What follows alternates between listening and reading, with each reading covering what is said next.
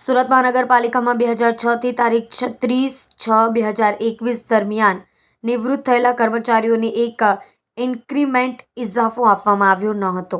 આ અંગે સુરત સુધરાઈ કામદાર સ્ટાફ મંડળ દ્વારા ગુજરાત હાઈકોર્ટમાં સ્પેશિયલ સિવિલ એપ્લિકેશન નંબર 6943/2022 થી સુરત મહાનગરપાલિકા અને ગુજરાત સરકાર સામે દાખલ કરવામાં આવી હતી.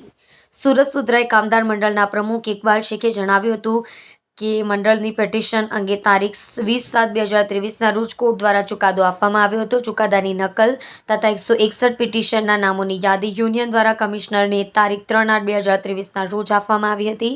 ગુજરાત હાઈકોર્ટના હુકમ મુજબ 161 પિટિશન નિવૃત્ત કર્મચારીઓને તેઓની નિવૃત્તિથી તારીખથી એક ઇજાફો અને તફાવતની રકમ સહિત તારીખ 24/1/2024 સુધી આપવાનો હતો.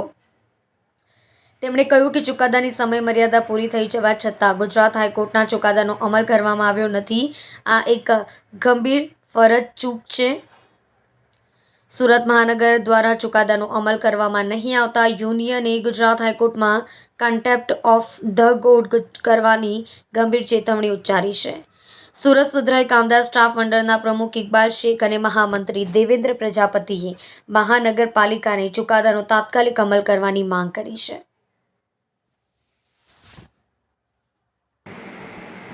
નામદાર ગુજરાત હાઈકોર્ટના હુકમ મુજબ આ 161 પિટિશનર નિવૃત્ત કર્મચારીઓ પેન્શનરોને તેઓની નિવૃત્તિની તારીખથી એક ઇજાફો તફાવતની રકમ સહિત તારીખ 24/1/2000 સુધી આપવાનો હતો. પરંતુ દુઃખ સાથે જણાવવાનું કે કોર્ટના ચુકાદાની સમય મર્યાદા પૂરી થઈ જવા છતાં નામદાર ગુજરાત હાઈકોર્ટના ચુકાદાનો નિયત સમય મર્યાદામાં અમલ કરવામાં આવેલ નથી, જે એક ગંભીર ફરજ ચૂક છે.